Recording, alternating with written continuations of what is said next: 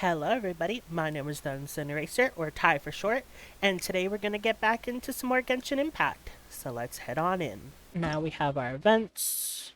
Aha! Path of Gleaming Jade.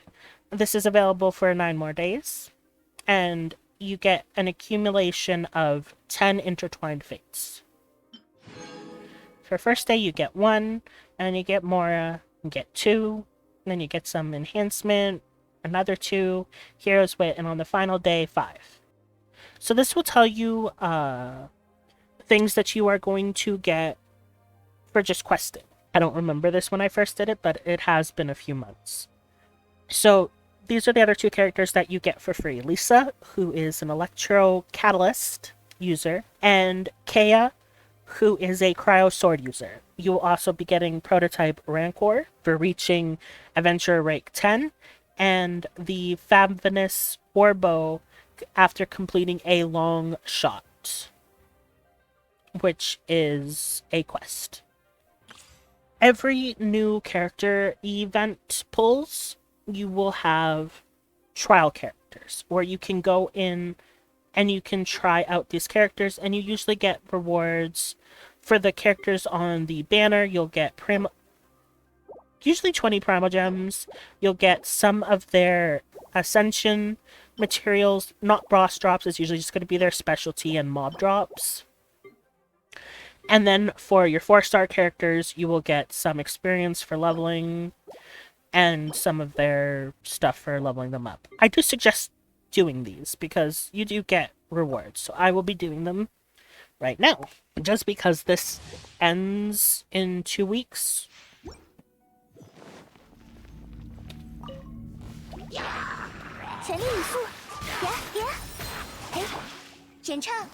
So, Nilou is built almost purely around elemental reactions.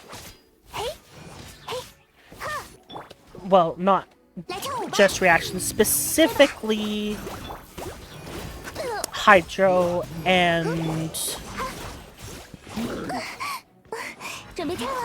I'm doing horribly. Hydro and Dendro. So you want, which is basically the bloom effect.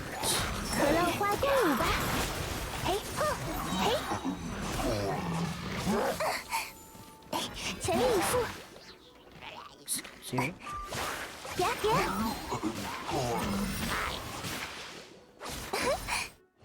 So trial runs, they're pretty easy. They give you pretty boosted characters, so it's not too hard. I will continue the challenge to explain the character. So Nilou is almost exclusively for Bloom, which is a combination of Hydro and Dendro. Dendro being the new element that has recently been released.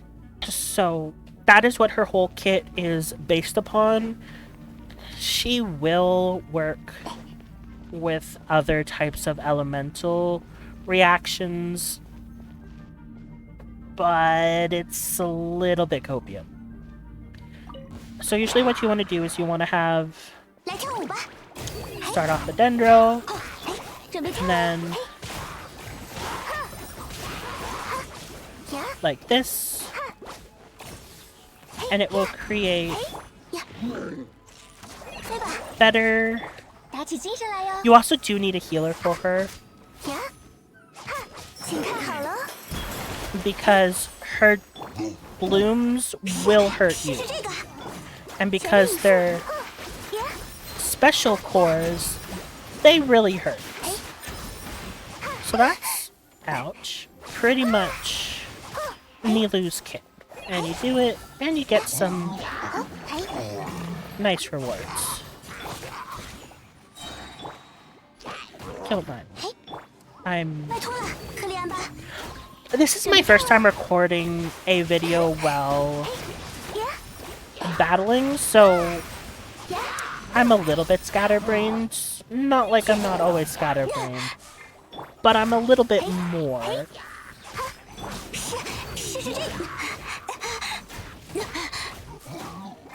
I've also got higher MS because I live in Canada, but I'm using the EU server. So that's pretty much what you do with the trials. So that's Nilou. She's very niche and not really new person friendly, I would say. She's not bad though. She's very powerful. Like when she's in her bloom group, she's extremely powerful. So here we'll learn about some more types of elemental reaction. When Pyro meets Dendro, it triggers Burning, which continuously deals Pyro damage until it wears off, and you can re-trigger it by applying more Dendro. Vaporize. Elemental reaction. Vaporize itself does not inflict damage, however the Pyro or Hydro attack that triggers Vaporize deals increased damage. So if you put Pyro and then apply Hydro, it'll deal increased Hydro damage. If it's Hydro first and you apply Pyro, it will deal increased Pyro damage. Bloom. When creatures are affected by Hydro and Dendro, the bloom reactions will be triggered, creating little dendro cores. Nilou creates special dendro cores, and they do a lot of damage also to yourself. Only a certain number of dendro cores can exist at the same time. If new ones are created once the limit is reached, or if the duration of the existing dendro cores ends, the pre-existing dendro cores will explode, dealing AoE dendro damage. When dendro cores come into contact with Pyro, as I was saying earlier, they will trigger Burgeon, causing even greater AoE dendro damage. When it comes into contact with Electro, they will trigger Hyper Bloom and transform into homing, sprawling shots. I use Hydro Bloom currently in my main account, and it is really good. Elemental Burst. Using an Elemental Burst consumes all of that character's energy, and it also has a cooldown. Most of your attacks, other than your main attack, has cooldown, but you can lower that.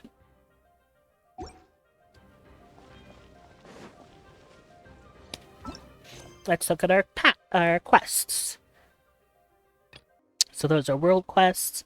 With our current Archon quest, we have 3 different choices. It doesn't matter which ones we do, you can do them in any order, though they each give different rewards. So Into the Past will give experience, as well as Primogems and some stuff to level up weapons. Crash Course will give us Kea and this sword, Traveler's Handy Sword. Each elemental orb or particle collected restores 1% HP. Sparks Among the Past will give us Lisa, as well as Otherworldly Story, which is Energy Shower. Pick up an elemental energy or particle, restores 1% HP. So when you first start out, you really only have like the 2 characters. So normally going this route would actually be your better best, is to go for one of these 2 first, and then to go for the other one, and finally Into the Past. Not really the case, because we got really lucky on our pulls, so that's not super hindered for us. But let's finish these test runs first. Next is Albedo. I don't know much about Albedo. I don't really play him, but I do know he is a Geo sword user. Now, Geo has special reactions. Geo does what's called Crystallize. When Geo comes into contact with Hydro, Pyro, Electro, or Cryo, it creates little crystallized cores that, if you collect them, will give you a shield of the element that it crystallized with. So if it crystallized with Pyro, it'll give you a Pyro shield, reducing incoming Pyro damage. Now, remember what I said about Xiangling being extremely OP. which she really is. 逆造阳华，见证伟业吧！讲不通就打扁了。创生之法。 So see, I got some cores for there, and I now have a shield that was protecting me from cryo. I'm not going to go into too much talk about him, because I don't know him as well as Nilou, so I'm not as knowledgeable, and I don't want to give any, like, false information. So, Cryo Abyss Mages, you also will learn about different enemies. The tutorials are pretty helpful. So, all Abyss Mages, there are 3 types currently. No, there's 4 types. There's Cryo, Electro, and Hydro. And Pyro. Pyro, Cryo, Electro, and Hydro. And they all have shields, which if you use something that they're weak against, will get rid of their shields quicker. So with Cryo, your best bet is Electro or Pyro. Pyro being the best, but Electro's not too bad either. Cryo, being hit with a Cryo attack leaves the victim affected by Cryo and decreases movement speed when Cryo meets other elements. It often triggers an elemental reaction. Here's said reaction. So, when Pyro meets Electro, Overloaded occurs. The resulting explosion deals AoE Pyro damage and tears I don't know why I'm struggling so hard. Effortlessly through otherwise sturdy objects. Melt. Melt itself does not inflict damage, however, the Pyro or Cryo attack that triggers Melt deals increased damage. Kind of like Vaporize, but just Melt. Crystallize. Elemental reaction. When Geo comes into contact with Hydro, Pyro, Cryo, Electro elements, Crystallize will be triggered. This type of elemental reaction can generate corresponding elemental shards and provide your character with various elemental shields. Use Crystallize to effectively reduce damage taken in battle. Large Cryo Slimes. A slime that uses a frozen cryo shield to protect itself. If you use Pyro or other reactive elemental attacks, perhaps you can break through its defenses. It's basically a very spiky shield. It's kind of like the Cryo Mages, but in slime form. Shields. Elemental shield absorbs damage for a character, but sustain too much damage and the shield will fail. So these were the 2 5-star characters on the weapon. Bido is a 4-star level character, and usually they have all of the characters that are on the banner as trial characters, but this time it's just Beidou, who's really cool. She, with her F ability, she can basically absorb all incoming damage, and if timed correctly, you can send it back at them, I believe.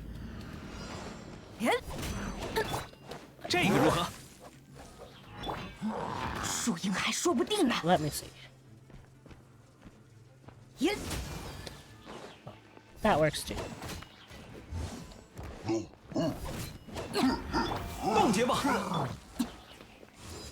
Hit me.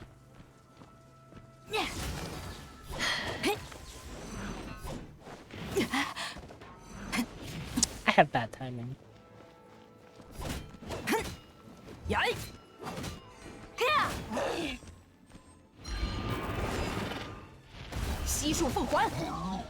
So, see, I can basically counter the attacks. If timed correctly, which I was doing not a great job with that.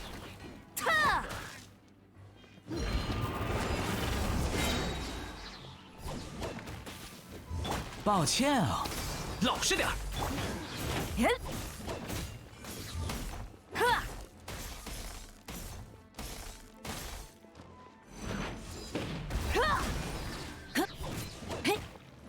Claymores are also very good at breaking shields.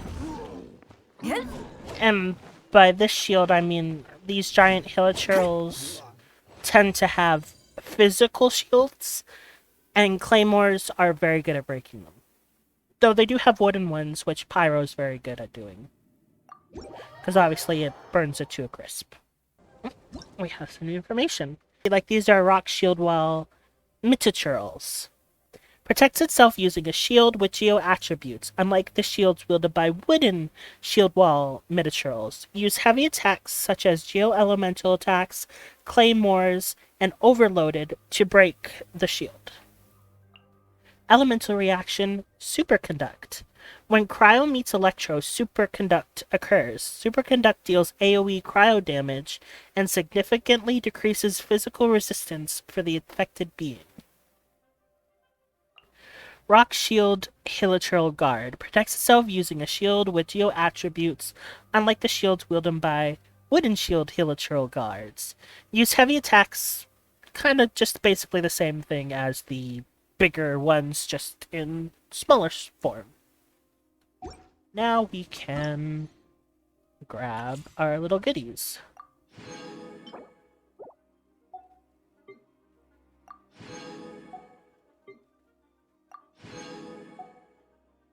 That's more experience, so let's see. Can we get her up to...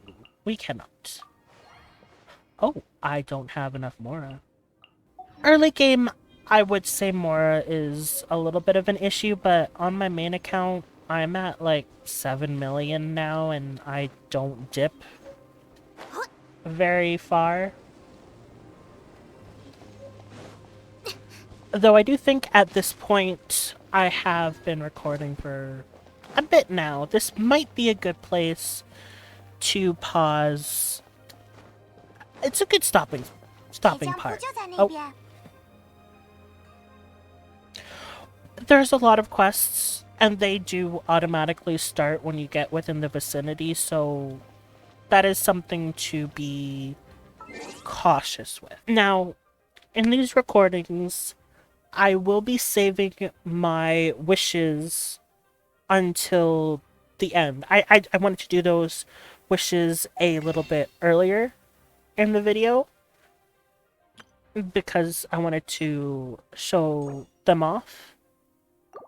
But once I start really getting into questing and stuff, I will end up with more ability to make them, and I will be saving that until the end of my recording session. I shouldn't say video, because there will be videos with no wishes, and it'll be saved towards the end of my bulk of recording. Because we've got, I'd say, pretty solid team currently. I do think before we go into one of these domains, I might want to do a little bit of exploration to get some upgrading material. And I don't think... Oh, I can claim them still. When you talk to Catherine, when you eventually, later on, will have more options with her, but we can currently claim our rewards. So if we're reaching rank 2, we will get 10,000 Mora, 3 weapon enhancement material, and 5 character experience. Level 3, it's the same. Now at level 4, we will get 50 Primogems, some healing food, and more just increase. It looks like we're going to be doing a fate before I head off. It's a good thing that I waited.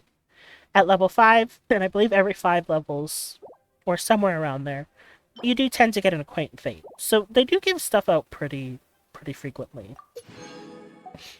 At level 6, it'll be more food. At 7, we will get an artifact. Level 8, another artifact. 9, an artifact. And 10 is when we will get the Rancor. Now, you can't really see too far ahead. I believe it's only 5 levels ahead from what you've currently unlocked. So with this, we will be ending this recording session with another 10 pull. Let's go.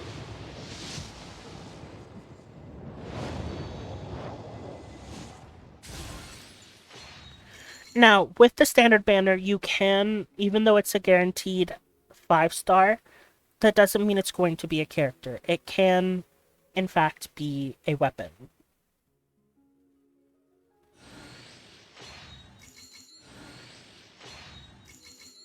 These are really nothing to write home about. Oh, we got Collie! Little cauliflower. Unfortunately, we don't have access to her leveling up materials because that requires us to be in Sumeru, so she's not currently doable at this moment.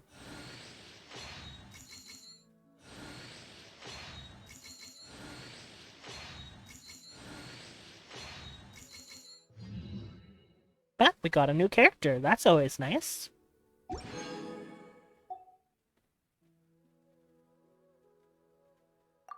And we'll just take that. Grab those. And that will be it. Oh, actually, let's just finish. Because we did get more of these weapons, so we can refine. So instead of 12%, it'll now be 15%. And then 18%.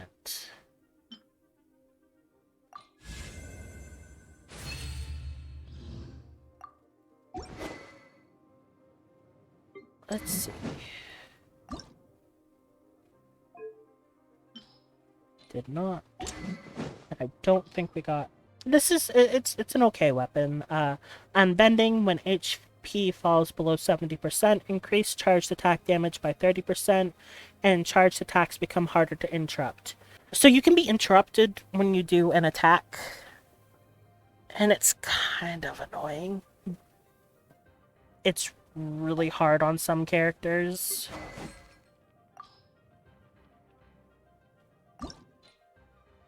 We didn't get any other arms. And we just got another version of the Sharpshooter's Oath. So, nothing great there. But we should be able to now level up. Oh, we got more leveling up material.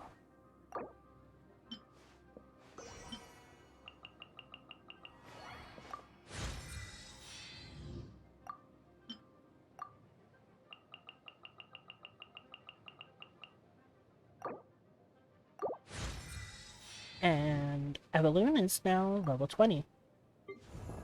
Next, let's work on Noelle. And then her weapon.